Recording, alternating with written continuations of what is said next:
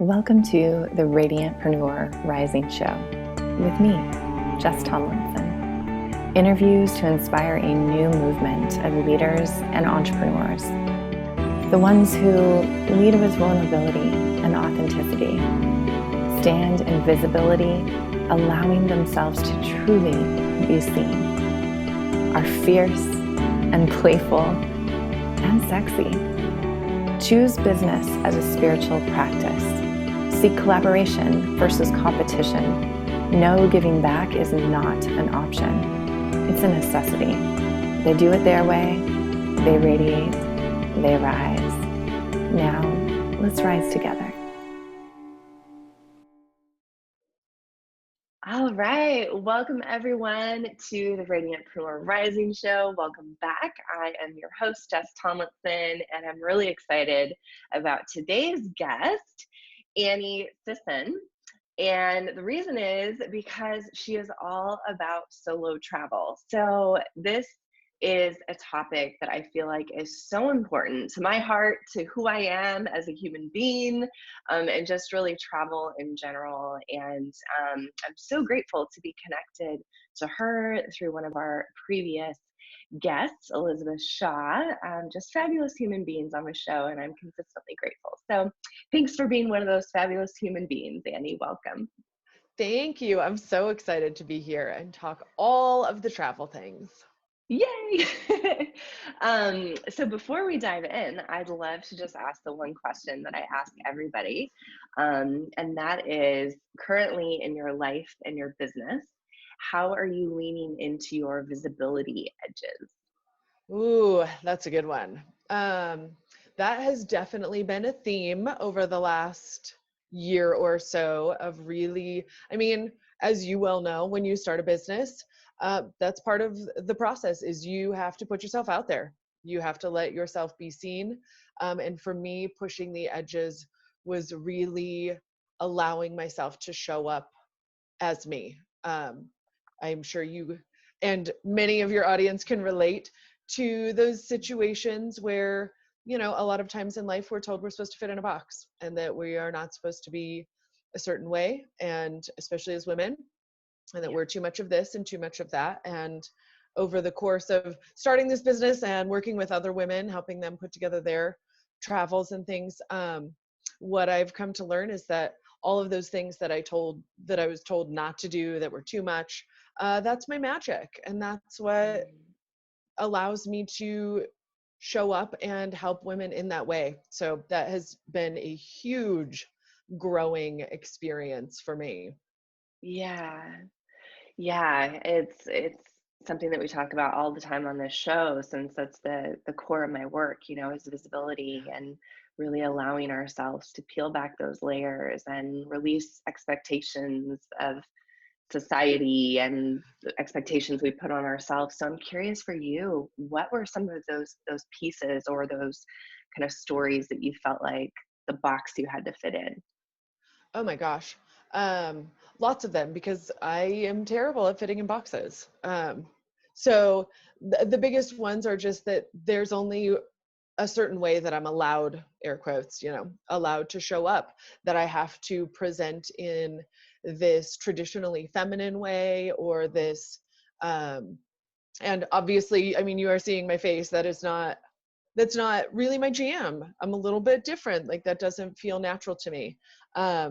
Like every time I put on a skirt, I feel like, I don't know, I'm putting on, like, that I'm playing a different part. So I've had to Yeah. really learn what feels authentic and natural to me, and allowing myself to show up that way. Yeah.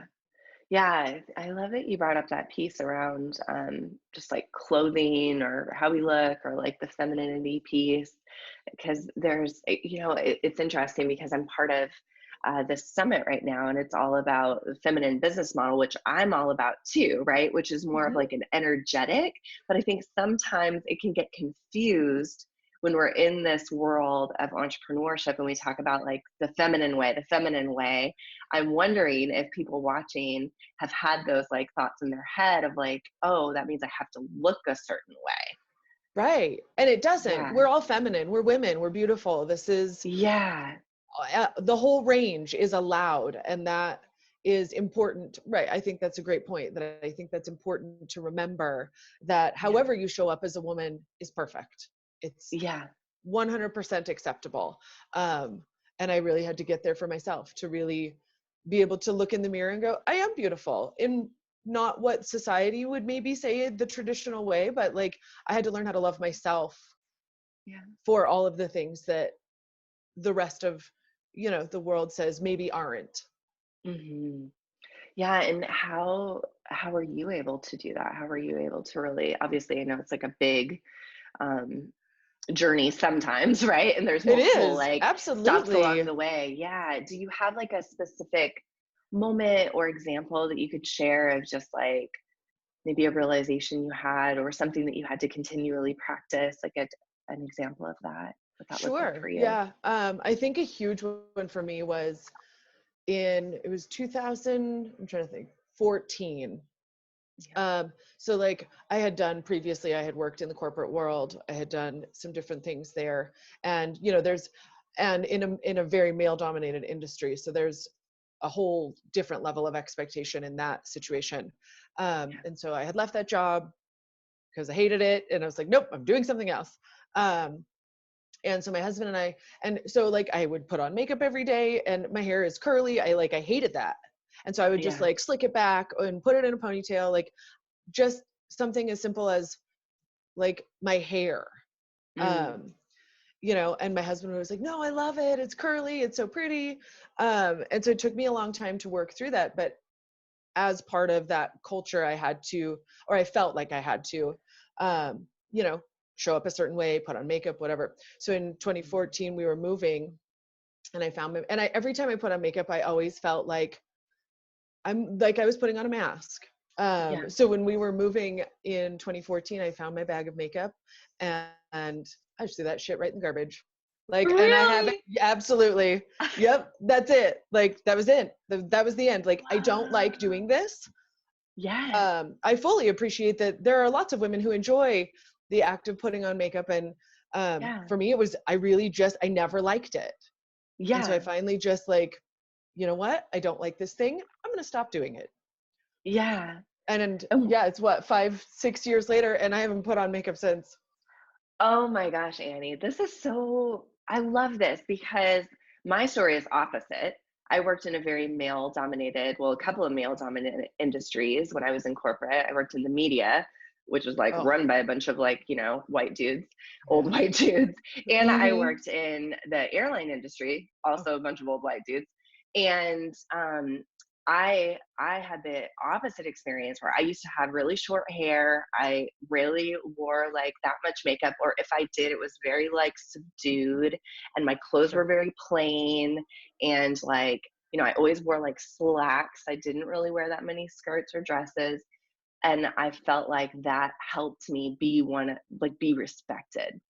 And yet Sure. through my journey, like my last year, couple years in corporate, actually, like I tell the story a lot, so people have probably heard it before if they watch the show a lot, but um, I began to give myself permission to like really like embrace what's more natural for me, which is like I love being a girly girl. and Yeah. and what I noticed is I felt so much more powerful, and I felt so much more me. So it's like, I love that we have like these different experiences of like giving ourselves Yes. permission to like do what feels authentic, right? Right. And that there's no right or wrong. There's no one way it has to be, but that you get to really dig in and figure out what that feels like for you, and Yeah. that's okay.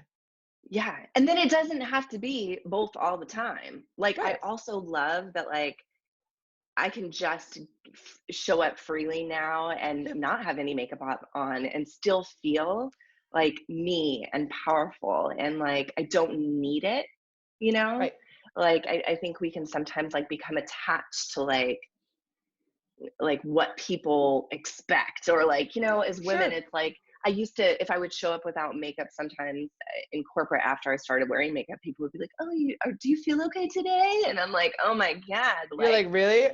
Yeah. yeah. And Well, yes. And I get the thing that a lot of women say to me that I'm just going to like throw this out there, is they're just like, oh, well, but you don't need it. No, no, no, no, no. you're just used to seeing my face like this. Yeah. Like, that's it. Yeah. Girl, you don't need it either. You just have to get used to, if that's a thing that you're used to seeing your face like, but you don't enjoy it, you just have to get used to it. But it's not that one of us needs it and one of us doesn't. You're just used to seeing me look like this. That's all. Like, now if I showed up with makeup, you'd be like, whoa, what's happening? Yeah. Yeah. Oh, this is so good. I want to share with you, because this is so relevant to your work, that one of the most powerful experiences for me ever was when I went to Peru. And I was there for, I think, almost 3 weeks, maybe, when I went, and I didn't bring any makeup. And it was the first trip that I had gone on and never brought like a piece of makeup. And it was so empowering. I loved it so much. I love so that. good. Yeah. Yes. Where it's just like, and part of it is like, I'm not here for anybody else anyway. Like, if you're on this trip, you're on your journey. I ain't worried about what you think about me. I'm doing my own thing over here. I love that. That's powerful. Yeah, it was. So I love that we've gone down this route, because along these lines of like expectations for women or feminine expectations, when we think of like women in travel, I bet you get like a lot of like you hear or you pay attention to a lot of like the stereotypes that are out there when we think of like women in travel. Would you be willing to share some of those? Yeah, that was actually part of why I made this pivot to serving specifically women, because so much of what I think is portrayed out there when it comes to women traveling are just the perfectly posed Instagram photos in your sundress, and like, that is what Instagram shows us. That's what the media shows us, is this is what it looks like when women travel. No, it doesn't. Like, I've got 4 of the same tank top that I pack because they're comfortable, they dry fast, all of these things. Like, no, that's not what we look like. And I think there's a huge part of the media. I mean, obviously, all things when it comes to women, there's different standards. But I think for me, part of it is breaking that, is that, no, if you're not one of those women, there's still a space for you. And also, that's not the point of travel. Travel isn't about the pretty pictures. I mean, I love to take pictures, of course, but it's about the experience that you're having. It's about discovering yourself. It's about uncovering, like you're talking about, peeling back those layers. When you go on a solo trip, when you spend that time in solitude, you really get a chance to reconnect with yourself and dig into those deeper layers. What do I want? How am I showing up in the world? Does that feel good? And you really get a chance to work through that, because you don't have to focus on anyone else. And part of it is that you don't, just like in your daily life, when you travel, you don't have to show up in a certain way for it to be acceptable. Put your stuff in a bag, get on the plane, go. You are traveling, end. Yeah, I love that. I love it because it's so, I mean, I can relate 100%. Just, those travel moments are so beautiful, because it's like an opportunity out of our everyday environments to experiment with what would it feel like if you actually brought these pieces that you're experiencing, this permission that you're giving yourself, if you choose to give yourself permission during travel, right? To create that space, to not be who you think you should be. Because when we travel, we're out of our everyday environment. We're away from the people that have all these expectations of us, And so it's like, it's such a great playground. Absolutely. And that's part of it is, again, I mean, of course, this is for women, so I keep hammering on that. But I think that there is a next level kind of experience with that, because when you travel alone, the only question you have to ask yourself in the morning is, what do I want to do today? You don't have to think about husbands and children and bosses and colleagues. And like, for a moment, which I feel like as women, we don't have as many opportunities to do that as as I think we should, just, based on how our lives are set up, but to really have no one else to focus on but you and your happiness and what you want. Mm. Yeah. Yeah. It's so important because we're so, well, not all of us, but a lot of the expectations of Mhm. our society and our culture is like Right. to put ourselves last and to Right. think of everybody else. Hmm. And it's such like, it can feel so foreign. Like I know, like when I have gone on like retreats for myself, and whether they're being led by somebody else or I'm just going and just being with myself, it's like, oh, like it really like allows us to practice that trust. Like, what do I want? So like getting in touch with our desires, right? But also like trusting ourselves to make decisions. Yeah, which I know you and Yes. I, when we've connected previously, I feel like we talked about that a little bit. So, what are your thoughts around like trusting ourselves? And what are some of the things that like maybe you've experienced when you've traveled and you've really had to build up that trust within yourself? Oh my gosh. Like that's okay. So every year for my birthday, instead of at New Year's, I choose my word for the year. And that's what this year is trust. Like this has been Mm. a an ongoing theme for me over, gosh, it's 2020, over like the last 8 years. Wow. Like I have burnt my life to the ground on multiple occasions because like, nope, this isn't working. I'm Yeah. starting over. And some of those things have been so scary to do, Mhm. but it's like, no, I know that this is right for me. So building that trust, like, so there was a specific moment, since we're talking in the realm of travel, there was when I did a big 6-week solo trip through Central and Eastern Europe. And it was just like, it was myself, I had rented a car and I had a backpack with a tent and like my camping gear and zero plans. um, I was just kind of letting life lead me. And so, I mean, I was trusting myself with the whole trip in the first place, but then trusting that I'm going to end up where I need to be. Um, and there was this, so Croatia was like the inspiration for the trip. I wanted to go see the coast. I wanted to, there is one of the national parks that was really important to me. So I went and did that. It was wonderful. And then I had met someone who was he was biking from Tehran in Iran all the way back to Berlin. Yeah, so How I long know, is that trip? Whoa. forever. I don't know, like 4 months or something crazy. Like, yeah, Wow. intense. So we were talking, and he had just come from Bosnia and was telling me how wonderful it was, and that was my plan, was to go there next anyway. But I had this thing, this moment of like, I woke up in the morning and it was time for me to go, and I wanted to go to Bosnia, but then there was my own expectations of what this trip was supposed to be that were like, no, but you came to Croatia to do this, like you have to go to the coast, you have to go do Mm. this. And it was like the worst day I had on the whole trip.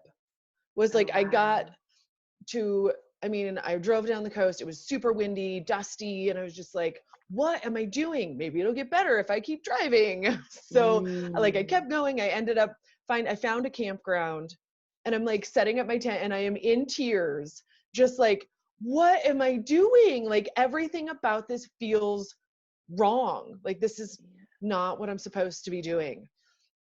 All right, suck it up, whatever, here we are. So I spent the night, and then of course in the morning I'm in this like little tiny, I call it like coffin tent. Like it's a single person, like Coffee. as white as me, and like that's it. And I'm in this little tiny tent, and in the morning it is this crazy thunderstorm, like lightning in the campground. I mean, it was total insanity. And I'm just laying there like, please don't die. I don't want to get struck by lightning. You know, all of the things that we do, like freak ourselves out. I'm afraid to like turn on my Kindle because, oh my gosh, what if, yeah, you know, crazy, irrational, but it's fine. Yeah. Um, and it was, yeah, so it was just this whole day of disaster. Mm. And so like the rain finally stopped, and I was just like, that's it. So I packed up my tent, like muddy tent, wet, like threw it in the back of the car. I was like, that's it. And I drove to Bosnia. Like that's where I needed to Wow. be. That's what I should have done. That's what I should have done the day before. I should have listened to myself. That's where my Yeah. heart wanted to go. And I didn't. And that was how that turned out for a whole like Yeah. 24 hours before I was like, okay, nope. That was like I say that was like the universal 2x4 to the face of like, when your intuition tells you that you're Yeah. supposed to do this thing, do that thing. Stop fighting it. Yeah. And so much of that is allowing ourselves to like be in the moment as well, right? Hmm. To like actually Yeah. trust ourselves in the moment. Because I Yeah. know that like what I heard you say too is a lot of it can be like that FOMO, like, oh my God, I'm at this place. Like Right. they say that I need to do this thing. It's like Yeah. it's like the same thing that happens when people are so obsessed with taking photos and not actually enjoying Right. the place that they're in or the moment, right? It's like that fear of like the moment disappearing or not getting enough out of the trip and we've come this far. And so how do you walk people through those type of like fears of like, I need to pack it in and like I need to like see it all? I mean, there's always going to be that element.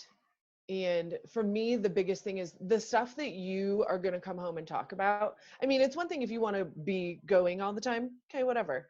But the people who like, I want to, like, I have to plan out, I'm going to see this and this and this and have like a long list. And for me, like, I've been doing this for like, what, 12 years now. The Yeah. best things are never the things I planned. You Yeah. have to leave room for the magic. The magic Yeah. happens in those, like, oh, look, what's down that alleyway? And you make a turn and there's this beautiful little shop, and then you connect with these amazing people. But if you don't leave room for life to flow, Mhm. you're not leaving room for those moments. And that, I promise you, is where the magic happens. Yeah. Like for you, what, I mean, would you say that that's true? Like when you have done your travels? Yeah. Yeah. I think about like when me and my mom, we've gone on a few trips together. And when I asked her if she would want to do an Italy trip with me, she'd never been out of the country. And I just felt like it would be super special. And, you know, she's a planner and so am I.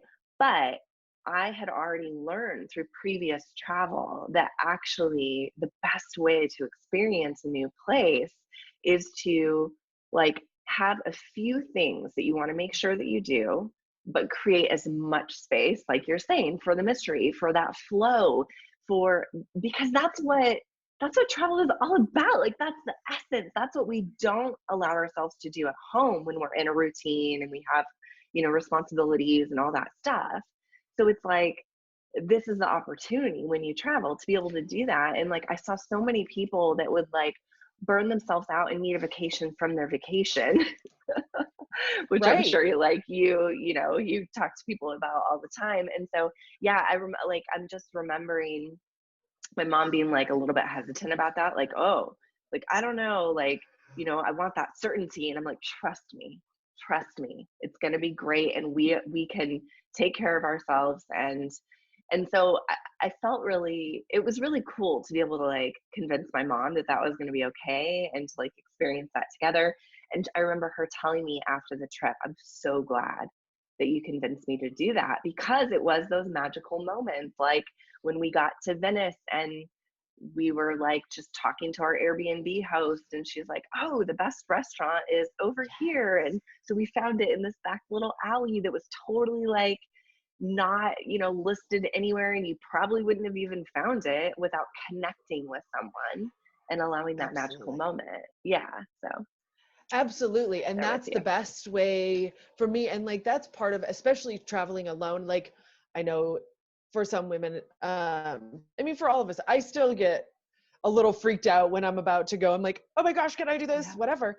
But that is that's one of the best parts for me, is that I get to connect so much more when I'm traveling alone than when I'm traveling with someone else. When I'm traveling with someone else, I'm engaged in that relationship and that conversation, which, I mean, that's the purpose of that particular experience. But when I'm alone, I have so many more opportunities to talk to people, whether it's, yeah, like people at your accommodation, a shopkeeper down down the street, your servers. So that big solo trip that I did, that's how I decided where I was going to go next, was I would ask around throughout the days, like ask my servers, ask the people at the hostel, ask the people that I encountered along the way, where else should I see in your country? Like, where else should I go? Mm-hmm. And so they would tell me, oh, really? You have time? You should go here. And so that's what I did. I let the people I encountered along the way basically plan my trip for me. Yeah. And I could have never, ever, ever planned a trip that awesome on my own. Like using guidebooks and online resources, I never would have had an experience that was that awesome. Yeah. What have been the other benefits for you of an openness to connect to other people when you're traveling? Oh Like, my what have been gosh. those benefits? Not just like, I'd love to talk, of course, about like your experience, like in the moment connecting with them and then what that led to. But I really want to ground this in for people of like the benefit of connecting with people and then what you take home. Like, what Yeah. does that kind of do for you as a human? Totally. I think of so the first one that comes to my mind, when I went to Bosnia, I ended up staying. It was not my plan, but you know what? Life works the way that it needs to. So my plan was to stay for a couple of days. Travel mishap. I ended up staying for a week, and I met this shopkeeper, and he was so nice. And so like every day I would go and just sit with him. He would just like pull up a chair, and he would tell me his stories about what his life was like, and like of sneaking through the border into Italy when it was former Yugoslavia, because everyone was required to do military service and they didn't want to, so sneaking out of Wow. the country and like things like that. For me, it gave me a completely different perspective on Mhm. life and what other people experience, and at the same time showed me our common humanness. Like we all just want to be safe, to be happy, to take care of our loved ones, and like that's universal. um and the more that I connect with people as I go, the more that lesson is really, you know, grounded into who I am and how I see the world.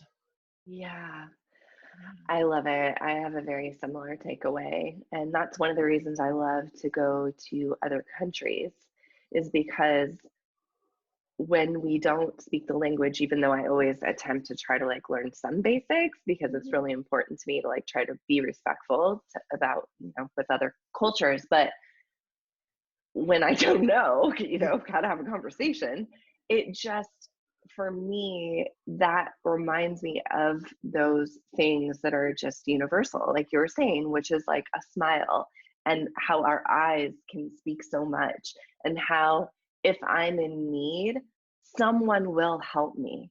Yeah. Someone will, like, maybe not the first person, but like hands down, I've experienced so many moments where I need help, and it's blown me away, and many times even like made me sad to live in America, because I feel like we're so busy like with our everyday lives, like and I know people probably would eventually stop, and maybe it's just because I'm in like a different like mindset when I'm traveling, but it feels to me like other cultures are more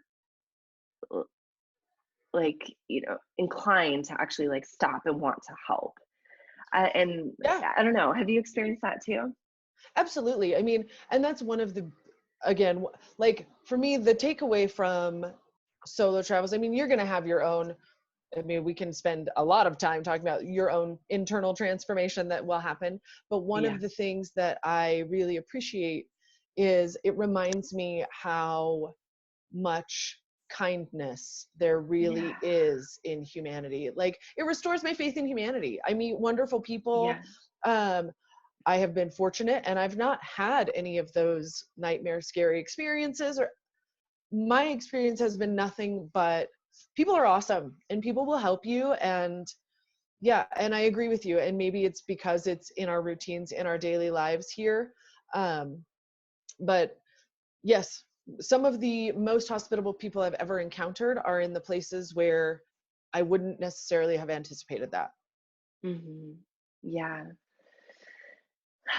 Let's talk about entrepreneurs specifically, since this show is geared towards women entrepreneurs, and I can just hear kind of because I've led so many retreats, right? Like, and I've had so many conversations with women about coming to Bali with me. And just, I know the pushback of like, you know, like time and money, and it's so far, or, whatever. Like, what is your response to people that have those type of blocks, women entrepreneurs specifically, around traveling? And then I know there's a whole other layer around traveling on your own that we could go into, but let's start with just like traveling in general.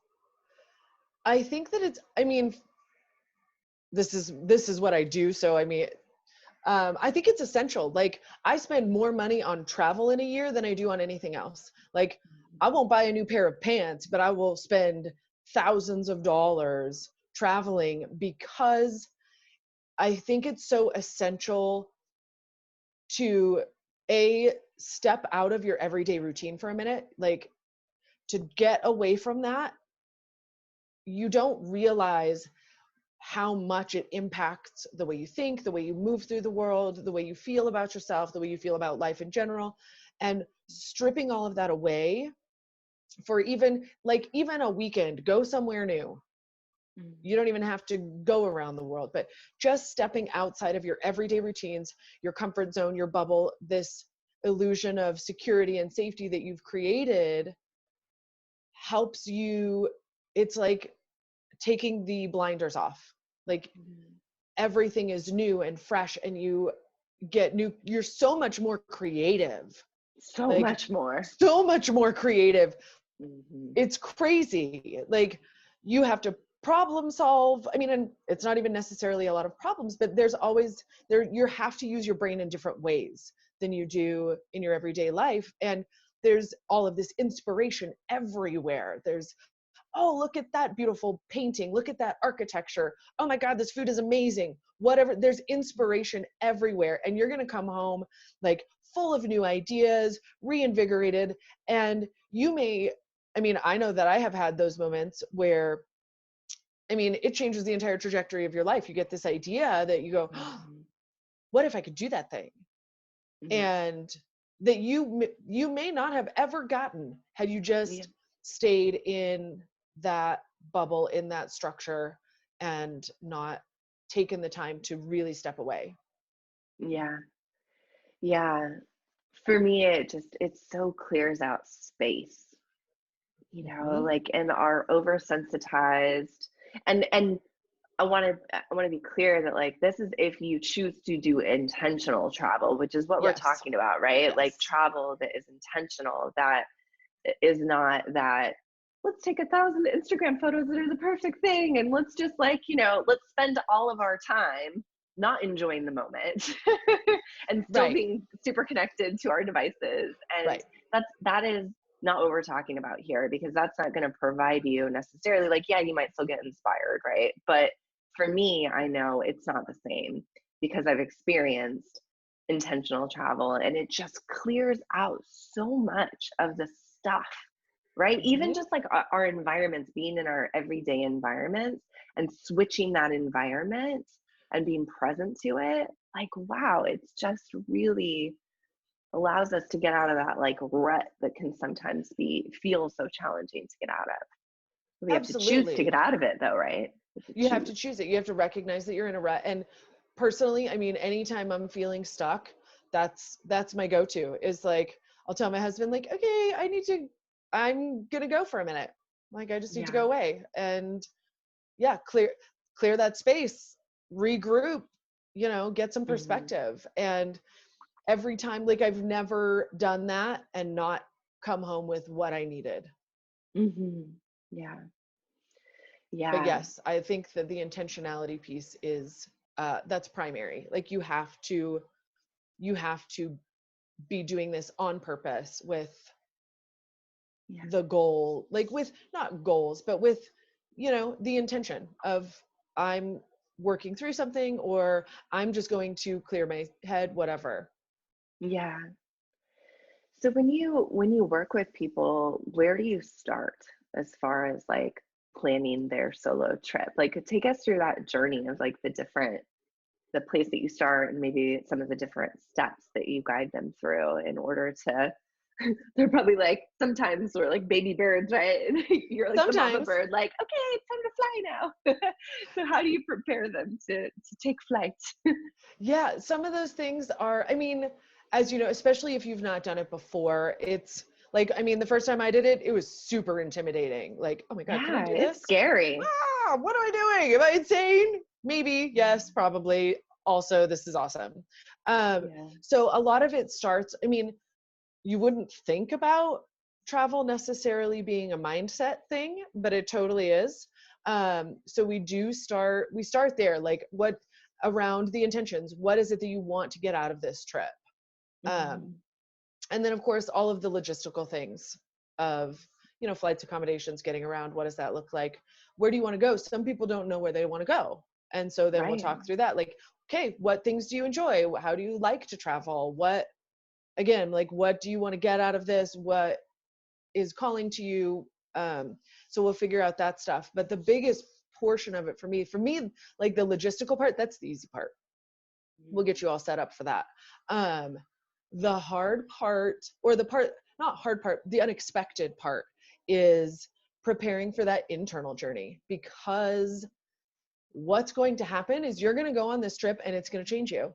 Like if you are traveling with intention and you are traveling with a purpose, you are not going to be the same person when you came home. And that's amazing. Like that's a good thing, right? Like that's why Right. you went, was to uncover those layers and to, really deepen that connection with yourself and figure out what you want your life to look like. But you're going to come home. You can't go to these places, interact with these people, experience these cultures, and not have it change you. It's, Yeah. if you did, like, then you were asleep. Um, Yeah. so I think, and the hardest part of that aspect is coming home, Hmm. is I was just you gonna ask you. have Yeah. just been through this transformation. Like I remember being in tears the morning that I was supposed to fly home, Yeah. because I was like, oh my gosh, I'm not the same person that landed here 6 weeks ago. And I'm about to get on a plane and go back to a life that expects the old version of me. Yeah. Shit, how do I do that? Like, Yeah. what does that look like? And like to people that I love, like my husband, my mom, my family, like Hmm. I need to be able to communicate this shift to them. I need to be able to communicate what's happened. And I need to also have the support moving forward in these new directions, how I want to show up differently, how I want to move through the world differently. And really navigating that was tricky business. I mean, it was Hmm. good, all Yeah. is well, but it was, that's not the part that I expected to be hard. That Yeah. was an unexpected, like, wait, what? Oh, like I was most nervous about spending 6 weeks alone with myself, because it gets real messy up in here. Yeah. And yeah, I was just like, oh my God, 6 weeks alone? That's insane. I was Yeah. really, really nervous and a little bit fearful about like, what is that going to be like? Hmm. Yeah. And the part I didn't anticipate was the coming home. Yeah. And so we do a lot of work around like reintegrating and coming Hmm. home, and how do you, okay, what are these new things that you're bringing home with you? How do we integrate that? How do we make sure you don't fall back into old patterns that you want to break? Things like that. Like Yeah. you've had the chance to step away from them. Like we don't want you to come right back into your environment and then revert to those old ways that you have shed through this process. Yes. I'm so glad you brought this up because I know one of the things that frustrates me as a retreat leader is when people don't provide support after the retreat. Yeah. Um, I've always been confused by that, like at least a couple of calls or something.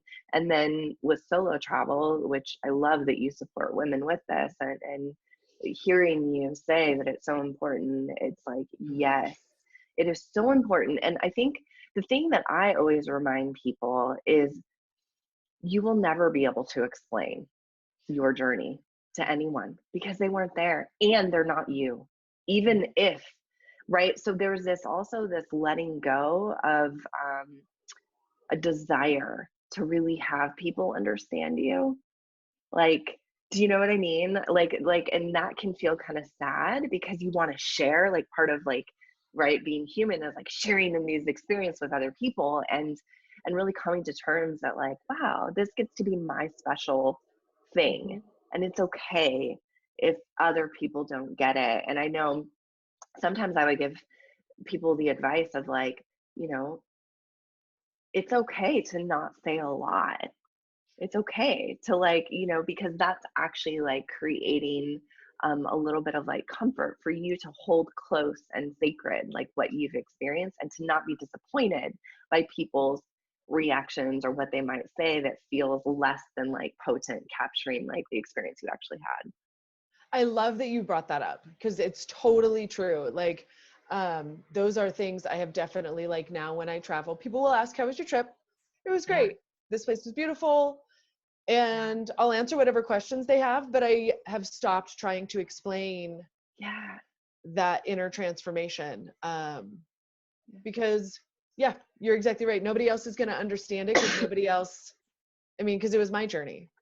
Yeah. And I think that's really important. And I think one of the things that, especially with solo travel, I think that you really become more okay with that.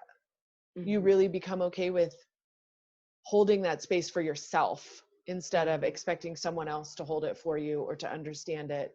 You get comfortable with just doing that for yourself, Yeah. which is powerful. Like, Yes. powerful. I remember one of the first things after being home for like a week or so that my husband was like, you like are just so like probably more quiet, but like the confidence that comes, Mm. oh my gosh, I mean, Yes. the confidence that comes from doing a solo trip, like you get home and you're like, I just did that. Did you see Yeah. me? Did you see me just do that? Because I just did that. Yeah. Also, what else can I do? What else am I capable of? If I Yeah. just did this thing and it changed my life, like how do I pay it forward? But also, what other amazing things can I do that are going to propel me forward also? Like, it Yes. just opens up so many possibilities when you Mm-hmm. see what you can do. Yeah, it really does.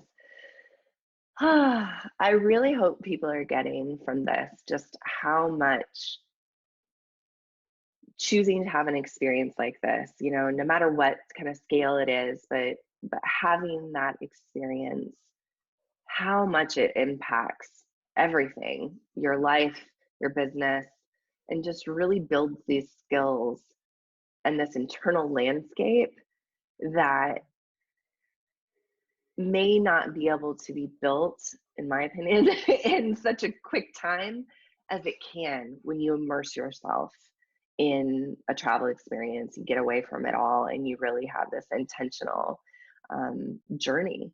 Don't you think? Absolutely. Yeah. Absolutely. Well, and I think we spend so much of our time and energy focused externally that, Yeah. we're getting things done and making things happen and taking care of people and doing all of the things in our external world. And I think that that is, like, at the core of it, the most powerful thing about solo travel is that you get to explore that internal landscape. You get to Yeah. really, what's happening in there and why is it happening? Because you have the space to just explore it. Yeah. It's as much, like I always say, it's a dual exploration. You're exploring these destinations and all of these amazing things, but you're also exploring that internal world that so many times gets shuffled to the side when we are so busy and engaged with, families, businesses, all of the things that we do, that we forget that there's this whole internal world that needs our attention and that needs us to dig in and explore it with the same intensity and depth as we're exploring this external destination. Yeah, I love it. Do you have like a number one do and a number one don't for women who do solo travel? Like, what would your number one do this be, and number one make sure you don't do this? My number one do this would be what we talked about: leave space for exploring. Don't jam pack your schedule with running from one place to another. That would be number one. Leave room for magic. And then my number one don't do, that's a good one. Don't let go of your own expectations. Don't put too many expectations on yourself, because I think sometimes, especially when we embark on an intentional solo trip, we maybe have some expectations of like, I want to grow in this way, or I want to grow in that way. I want to come home with my new business idea all put together. And then are disappointed if that's not what we get along the way. What you get along the way is going to be exactly what you need. So just trust it, trust yourself. But yeah, don't put a bunch of expectations on what this trip needs to look like, needs to bring you home with. It will get you, I promise you, it's going to get you exactly where you need to be. It just might not look like you think it will. I love that. So it's like be intentional, like we're talking about, and same as make sure you create space in what you're doing. Make sure you create space for the magic of what you take away, and the transformation, the insights, and just allow that to come to you. I love that. Yeah, you always get exactly what you need, but you do. And yeah, and a lot of like, that's one of those life lessons that, I get a 2x4 every once in a while, and that like, you're gonna get what you need, but 99% of the time it's not gonna look like what you think it will. Yeah. And so just be open. So good. This is so good, Annie. Oh yes! My gosh. I really love that you support women in this. And I'm so glad that we had this conversation. And I mean, I hope through both of us sharing our stories, I know that people are going to be inspired, to really set time and create space for them to be able to, whether it's just, go on a trip, but also like, my wish is that they do experience this solo travel, because it is just, I believe, so important for women to remember like who we are, but also our resilience, our strength, our courage, that like, yes, we need each other. I'm always saying that. And there's so much power in remembering how powerful you are as well, and how you can trust yourself. Like, I feel like that's really what this conversation has been all about. Absolutely. It's a game changer. And when you find your own power, when you find your own, like when you are just so grounded and comfortable in who you are, then yes, we do need each other. And how much more can you give, and how much more can you show up for the other women who need you, for the other people who need you, when you are like lit up and excited about what's happening, and just so comfortable and confident in where you've arrived. Like, you have so much more impact in the world and in the people around you when you have made that space for yourself. Yeah, exactly. So as we wrap up, I just want to ask you one last question, which is there anything that I haven't asked you that you are just feeling called to share, or last words of wisdom? I would just say, just do it. Like, do it. What's going to happen is you're going to decide that, okay, I want to do this. You're going to listen to this and you're going to be inspired. And then all of the gremlins are going to come in and start telling you, all of the reasons why you can't, shouldn't, don't have the time, don't have the money. No, if you really feel that inspiration, just do it, make it happen, whatever that looks like for you, but don't like basically get out of your own way. Like, this is a thing that's going to change your life. If that's something you've always dreamed about or been inspired to do it. Stop holding yourself back. I promise it's going to be magic. Yes. And I can vouch for that. I just want to throw in there's been times where I have had like literally no money and I have made it happen, and there are ways to do it.